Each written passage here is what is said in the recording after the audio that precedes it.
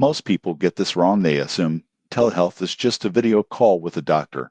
But the surprising truth is that PlushCare provides a full range of virtual healthcare services from urgent care to mental health counseling. Today, they'll give you an honest review based on my experience. PlushCare allows you to book same-day appointments with board-certified physicians via video or phone. You won't believe what happens next. They can diagnose common illnesses, write prescriptions, and even manage ongoing care for chronic conditions. The platform also includes mental health services like therapy and psychiatry, which is rare for telehealth apps. One of the biggest advantages is convenience. No travel, no waiting rooms, and appointments often start on time. Insurance is accepted, and if you are paying out of pocket, the cost is comparable to in-person visits. However, there are some limitations. PlushCare can't replace emergency care or in-person procedures like imaging or surgeries. Also, prescription availability may vary depending on your location and local regulations. The surprising truth is that for everyday medical needs,